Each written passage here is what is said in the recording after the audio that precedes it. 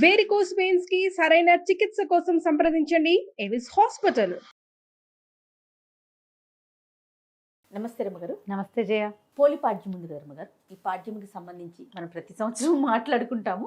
ఇంకొకసారి చెప్పుకుందామండి. కార్తీక పురాణం 30 రోజులు పూర్తి చేశాక అప్పుడప్పుడు ఏమవుతుందంటే అమావాస్య సగపడి ఉండి పాడ్యం ఆ రోజే వచ్చేసి అవాళ్లే దీపాలు ఇవ్వడం గందరగోళంగా అయ్యేది. నిరుడు ముందరేడు హైరాన్ అయింది. ఈసారి అట్లా కాదు, 30 రోజులు పూర్తయ్యాక పాడ్యం వచ్చింది హాయిగా. పోలి పాడ్యమి 30 రోజులు దీపారాధన చేసేసి అమావాస్య నాడు కూడా దీపారాధన చేసుకున్నాక పాడ్యమి నాడు అంటే మార్గశిర శుద్ధ పాడ్యమి రోజున జ్వాలా తోరణంలాగా, అంటే ఈ పైనండే తోరణం కాకుండా దీపమాలికల్ని నీళ్లలో వదిలిపెట్టడం. నీటిలో వదులుతారు. అమావాస్య నాడే వదిలేవాళ్ళు బోళ్ళంత మంది కనపడతారమ్మా. అమావాస్య నాడు దీపాలు వదిలేసి పోలిపాడ్యమి నాడు కూడా దీపాలు వదిలేవాళ్ళు ఇంకొంతమంది కనిపిస్తారు. మీరు అమావాస్య నాడో పాడ్యమి నాడు ఏ రోజు కుదిరితే ఆ రోజు ప్రవాహంలో వదలాలి. మన ఇంట్లోనే టబ్బు పెట్టుకుని టబ్బులో దీపాలు సూక్ష్మంలో మోక్షం అని చేస్తారు. కానీ ఏమోనమ్మా, ఏమో దానికోసం ప్రత్యేకంగా ఎక్కడైనా పరివాహక జలాలు ఉంటే అక్కడికి వెళ్ళండి. ఈ ఏడాది కాకపోతే వచ్చే ఏడాది పై ఏడాది నాకు మళ్ళీ అనుకోండి కావేరీ స్నానం అనుకుంటాను నేను. ఆ కావేరి ససేమిరా కుదరదు, ఎప్పుడు కుదరదు నాకు. 5 సంవత్సరాలు కార్తీక పురాణం మొదలుపెట్టిన రోజు నుంచి ఈ సంవత్సరమైనా నేను కావేరి స్నానం చేయాలి. టైం రావాలి గారు. రంగనాథుడు పిలవాలి మన్ని, అంతే కదా. ఆయన ఎప్పుడు పిలుస్తాడో చూడాలి. పిలిస్తే కావేరి స్నానం చేయటం. నదీ స్నానం నీళ్ళల్లో ఇంకేం చేస్తాం, సూక్ష్మంలో మోక్షం అని మన దగ్గరే ఒక టబ్బు ఏదో పెట్టుకుని ఆ టబ్బులో దీపాలు వదిలిపెడతారు. ఈ అరటి డిప్పల్ని, అరటి దొన్నెలు ఉంటాయి కదా మన కాండం తాలూకు దొన్నె, దాంట్లో ఏదైనా పదునైన చిన్న క్యాప్ తోటి ఇట్లా చేస్తే గుండ్రంగా లేచి వస్తుంది. అవును. ఈ గ్యాపుల్లో ఆవు నెత్తుతో ముంచిన కుంభవత్తుల్ని, పువ్వొత్తులు అంటాం కదా, వాటిని పెట్టి వెలిగించి నీళ్ళల్లో వదిలిపెట్టి దండం పెట్టుకోవటం. ఆ దీపానికి ఒక బొట్టు కాటుగా పెట్టడం, కాటుక కదలే పసుపు బొట్టు పెట్టడం, 2 అక్షింతలు 2 పువ్వులు పెట్టి నీటిలో వదిలిపెట్టడం. ఈ పోలి పాడ్యమికి ప్రత్యేకంగా పోలి స్వర్గారోహణ కథ చెప్తారు. ఈ పోలి స్వర్గారోహణ కథ ఎందుకు చెప్పబడుతుందో విన్నాం. ముందు మనం మాయలో చిక్కుకుని ఉంటాం జయ. దేవుడని, పూజని, పునస్కారం అని, ఇది మంచి రోజులని, ఇది నదీ స్నానం అని యావగా ఉంటుంది ఎవరికైనా, అందరికీ ఉంటుంది. దాంతోపాటు సంసార తాపత్రయం ఒకటి ఉంటుంది. ఇల్లని, వాకిలని, పొయ్యి మీద పాలని, పిల్లల స్కూల్ అని, మొగుడు క్యాంప్ అని, మధ్యలో మగవాళ్ళ తాలూకు వాంటింగ్స్ అని ఇవి ఉంటాయి. మగవాళ్ళకి ఉంటాయి, ఆడవాళ్ళకి ఉంటాయి. వీటితో పాటు వాళ్ళు కొత్త చీర కట్టుకున్నారు, వీళ్ళు ముత్యాలు నగేసుకున్నారు, వాళ్ళు పువ్వులు బోళ్ళని చేశారు, వాళ్ళు బ్రహ్మాండంగా చేసుకున్నారు, వాళ్ళు 100 దీపాలు వెలిగించారు, నేను 10 వెలిగించా. ఈ చింతలు కూడా ఉంటాయి. మాయలో చిక్కుకుపోయి ఉంటాం. ఓకే. ఒక్కరోజైనా ఈ కార్తీకం 30 రోజుల్లో కనీసం ఆఖరి రోజైనా మాయని తొలగించుకుని భగవంతుడి పైన ఆయన మీద తదేక దృష్టితోటి భగవదారాధన మాత్రమే చేయటానికైనా ఈ రోజును వాడుకోండి అని చెప్పడానికే ఈ పాడ్యమిని కలిపారు ఇందులో. మనకి ఈ తాపత్రయాలు లేని వాళ్ళు ఎవరుంటారో ఒకళ్ళ పేరు చెప్పు. అస్సలు మనం కూడా లేము అందులో. ఎంత ప్రవచనాలు చెప్పినా, కార్తీక పురాణం చెప్పినా అన్యమనస్కంగా ఉంటుంది మనసు. అంతే. అలా సంసారమాయ విష్ణుమాయలో చిక్కుకునే ఉంటాం మనం. మాయని తొలగదీసుకుని అసలు రహస్యాన్ని, అసలు విషయాన్ని, చిదంబర రహస్యాన్ని తెలుసుకోగలిగటమే కష్టము. దానికోసం ఏటా వచ్చే కార్తీక మాసము దాని పక్కనే పోలిపాడ్యమి వస్తుంది. 30 రోజులు ఏదో రకంగా ఏడ్చావు, ఈ ఒక్కరోజునే సజావైగా ఏడవండి అని చెప్పటం అన్నమాట. ఎలాగోలా చేసాం. పొద్దున్నే రోజు లేస్తూ పక్కనున్న వాళ్ళు విసుక్కుని, పిల్లలు విసుక్కుని, మనకే అబ్బా చేత కావట్లేదు దేవుడా, కార్తీక మాసం ఇంకా ఎన్నాళ్ళు ఉంది అని డేట్లు లెక్క పెట్టుకుని చేయము. అవునండి. అమ్మో ఇంత చల్లగా ఉన్నాయి, వాచ్మెన్ చచ్చిన వాడు ఇలా చేశాడని ఆయన ఎవరో తిట్టడం, మనం తిట్టుకుంటాం. వేడి నీళ్ళు పోసుకోలేకపోతున్నాం అని బాధగా ఉంటుంది. చన్నీళ్ళు పోసుకోలేకపోతాం. గుడికి వాళ్ళు ఎవరైనా ముందు వెళ్ళిపోతారేమో అనిపిస్తుంది. ఎవరో ముందొచ్చి దీపాలు పెట్టేసారు, దొంగ మహాలు నిద్రపోవో ఏమిటో ఇవి అని వాళ్ళెవరినో తిడతాం. ఇంతే. ఇవేవీ లేకుండా నిర్మల చిత్తంతో భగవంతుణ్ణి ఈ ఆఖరి దీపంతో ఆరాధించండి. కార్తీక దామోదర ప్రీత్యర్థం. పోలి కథ కూడా మాయకి సంబంధించిన కథే చెప్తారు. కృష్ణా జిల్లాలో, కృష్ణా తీరంలో, నదీ తీరం బాదర అనే ఒక గ్రామం ఉండేదట. ఈ బాదర గ్రామంలో పోతడు అనే ఒక చాకలాయన గురించి చెప్తారు. ఆయనకి మాలి అనే ఒక భార్య, 4 కుమారులు ఉన్నారు. పోతడు మంచివాడు, ఊరి వాళ్ళ బట్టలు అందరి మురికి పోగొట్టేవాడు, కానీ తన ఇంట్లో పేరుకుంటున్న మురికిని పోగొట్టలేకపోయాడు. తన భార్య మహాగయ్యాళి ఆ మాలి. ఈవిడ 4 కుమారులకి వివాహాలు చేశారు సరైన సమయంలోనే. పిల్లలు కాస్త యుక్త వయసుకు లేక పెళ్ళిళ్ళు చేస్తే మొదటి 3 కోడళ్ళు గయ్యాళి వాళ్ళే అత్తగారిలాగా ఒకళ్ళ మీద ఒకళ్ళకి చెప్పుకుంటూ ఉండటము, డివైడ్ అండ్ రూల్ చేయటము, నువ్వెంతని నేనెంతని మాట్లాడుకోవటాలు ఇవన్నీ ఉన్నాయి. ఆఖరి కోడలైన పోలి చాలా బుద్ధిమంతురాలు, భగవంతుడి మీద చిత్తం నిలపగలిగేది, భర్తతో ప్రేమగా ఆపేక్షగా, వివాహితకి భర్తే దైవం లాంటి భావాల్లో ఉండేది. ఏ జాతైనా అంతే. మొగుడికి ఇష్టమయ్యేదిగా వండి పెట్టడం, అతను చెప్పిన మాట వినటం, అతను ఏదైనా ఒకటి అనుకుంటే దాని ప్రకారం పనిచేయటం, అతను సమయానుకూలంగా తన పనులను సర్దుకోవటం, ఇంతే చాలమ్మా. పూజ చేయాలా మొగుళ్ళకి, అదే కదా, ఏమక్కర్లా, ఇదే చేయాలి. అనుకూల దాంపత్యం అంటే ఇదే. వీళ్ళు బాగా చూస్తున్నారు, అవతల వాళ్ళు కూడా బాగా ఉంటారు. అయినా ఉండని దౌర్భాగ్యులు కొంతమంది ఉంటాయి, కొన్ని జాతులు, దానికి మనం ఏం చేయలేం. కానీ మనం బాగా ఉంటే అవతల వాళ్ళు బాగా ఉండటం మనకు తెలుసు కదా, సహజంగా చూస్తాం. అయితే ఏమైంది, ఈ పై 3 కోడళ్ళు అత్తగారు ఏకమయ్యి ఈ పోలిని నానా హింస పెట్టేవారు. అంటే ఉందని, అనకపోతే అనలేదని, నుంచుంటే నుంచుందని, నుంచోకపోతే నుంచోలేదని, ఇట్లా ఎంతసేపు ఏదో ఒక తగాదా పెట్టేవాళ్ళు, ఎక్కిరిచ్చేవారు, హేళన చేసేవాళ్ళు. దీనికి పూజ, దీనికి భక్తి అని ఎక్కిరిచ్చేవాళ్ళు. ఆ మొగుడు రాగానే వాడితోటి బాగుండేందుకు అవకాశం ఇవ్వకుండా, మీ ఆవిడ ఏం చేస్తుందో తెలుసా, పొద్దున్నుంచి ఒకే పని చేస్తోందంటే ఏమే అని వాడు చెంపకాయ కొట్టేవాడు, కొట్టించేవాళ్ళు.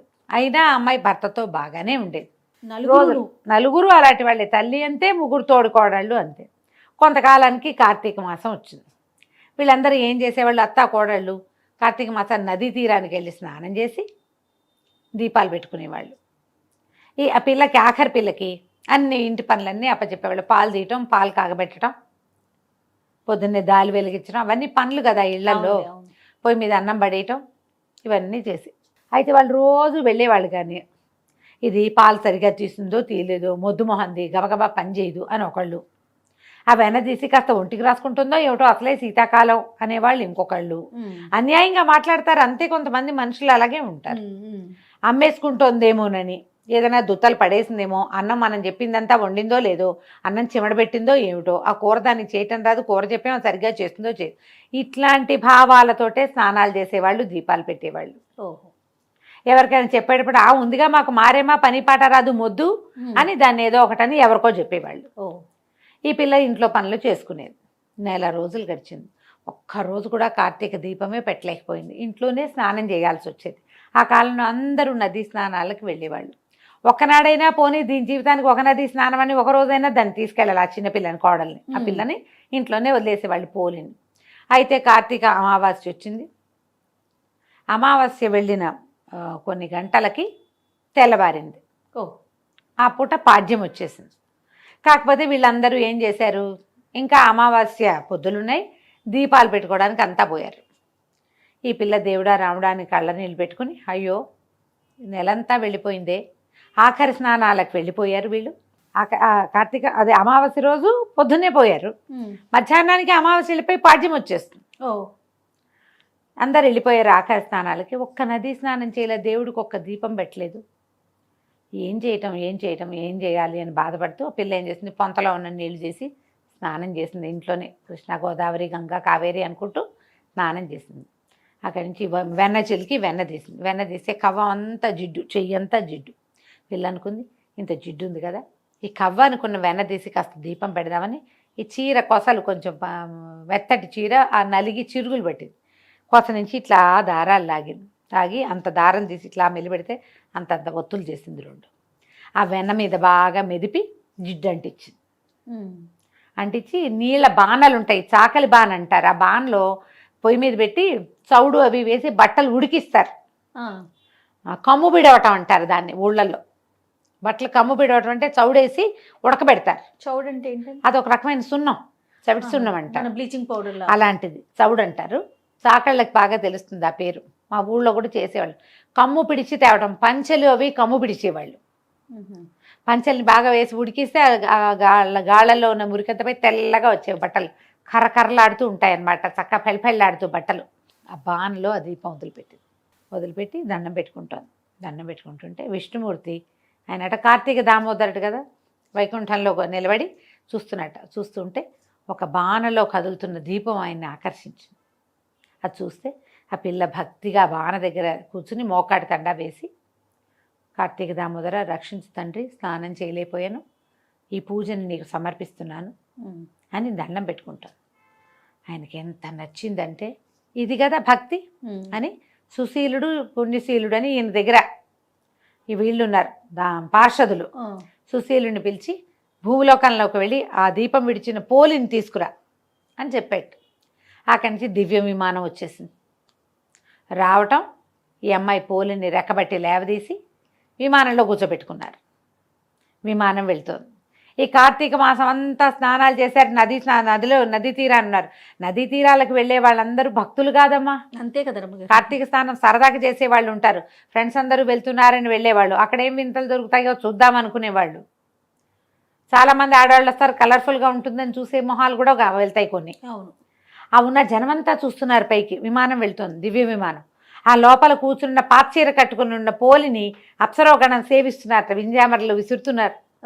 అందరే పోలి పోలి పోతాడు కోడలు, ఆఖరి పిల్ల పోలి స్వర్గారోహణ వెళ్ళిపోతుంది. దాన్ని విమానం ఎక్కుతుందంటే కోడళ్ళు ఆశ్చర్యపోయారు. అయ్యి బాబా ఇదేంటి ఇది వెళ్ళిపోతుందని పరిగెత్తుకుంటూ వెళ్ళి అత్తగారు వెళ్ళి పోలి కాళ్ళు పట్టుకుంటారు. ఆ పోలి కాళ్ళు వేళ్లాడేసుకుని కూర్చుందిట విమానంలో ఓ బయటకి కాళ్ళు పట్టుకుంది.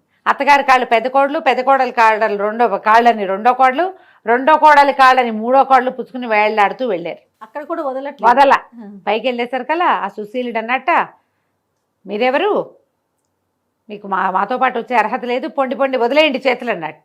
అనేసరికి అత్తగారు అందట, ఇది నా కోడలు, నా చిన్న కోడలికి నీతో పాటు విమానం ఎక్కే అర్హత వస్తే మాకు రాదా, మమ్మల్ని కూడా తీసుకెళ్ళు అన్నదిట. అనేసరికి సుశీలుడు అన్నట్ట, నదీ స్నానం చేస్తూ కూడా కోడల్ని శాపనార్థాలు పెట్టావు కదా నువ్వు, దీపం పెడుతూ ఒక మంచి ముక్కాడేవా, దీపాలు పెడుతూ ఇతరులతో మాట్లాడారు, కుండేలు చెప్పారు, నేరారోపణ చేశారు, ఇతరుల తప్పులని ఎవరికైనా చెప్పేవాళ్ళు, తప్పులని క్షమించలేని వాళ్ళు, దీపారాధన చేస్తూ మాట్లాడేవాళ్ళు, నదీ స్నానం చేస్తూ కొండేలు చెప్పే వాళ్ళకి స్వర్గార్హత లేదు అని చెప్పి లోపల ఒక కత్తి తీసి ఆ చేతుల మీద కొట్టేసేట. మాలి చేతి మీద కొట్టేశారు. వాళ్ళకే నడుచు అత్తగారు కాళ్ళు వదిలేసింది కోడలివి.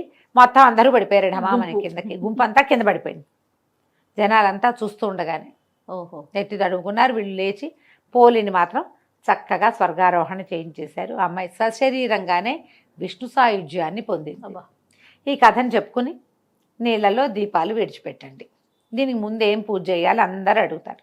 మీరు విష్ణు పూజ చేస్తూ ఉంటే విష్ణుమూర్తికి పూజ, దీపాలు పెద్దగా పూజ పునస్కారం రావండి, మామూలుగా పెట్టిన దేవుడికి దీపాలు పువ్వులు పెట్టండి, చక్కగా దీపము ధూపము పెట్టండి, 4 అరటిపళ్ళు, 2 కొబ్బరికాయలు, 4 లెక్క కాదు క్యాజువల్గా చెప్తున్నా, పళ్ళు కొబ్బరికాయ అవి నివేదన చేయండి, దీపాలు పెట్టుకోండి ఇంట్లో. తర్వాత నీళ్ళలో దీపాన్ని వదిలిపెట్టండి. ఓకే. విష్ణువారాధన చేసేవాళ్ళు విష్ణువారాధన, శివారాధన చేసేవాళ్ళు శివారాధన. ఏం కాదు రోజువారీ మేము ఊరికే దీపం పెట్టుకుంటాం, అవి కూడా పెట్టుకోండి. ఓకే. పెట్టుకోవటం, ఈ దీపాన్ని నీటిలో వదిలిపెట్టి ఈ కథని చదువుకుని విని 2 అక్షంతలు దేవుడి మీద వేసి మీ మీద వేసుకోండి. పోలి స్వర్గారోహణ కథ పూర్తవుతుంది. దీపాలు నీళ్లలో విడవటంతో కార్తీక మాసాన్ని పూర్తిగా సుసంపన్నం చేసుకుంటాం. ఈ 30 రోజుల్లో చేయలేని వాళ్ళందరూ కూడా ఈ చివరి రోజున చేసినా కూడా మీకు పూర్తి కార్తీకాన్ని ఆచరించిన ఫలితం లభిస్తుంది. ఏకైక రూలు, ఇతరులని నిందించవద్దు. దీపారాధన చేసేటప్పుడు కానీ, దైవారాధన చేసేటప్పుడు కానీ, స్నానం చేసేటప్పుడు కానీ మాట్లాడవద్దు. నమస్కారం చేసుకోండి, అయిపోతుంది. ఏదైనా ఇబ్బంది కనుక అలా అనిపిస్తే రమ్మగారు, పీరియడ్స్ వచ్చే సంవత్సరం చేసుకుందరు కానమ్మా, ఏం కొంప మునక లేదు. పీరియడ్లో ఉన్నా చెయ్యండి, ఇలాంటివి నేను చెప్పను. నమస్తే రమ్మగారు. నమస్తే జయ.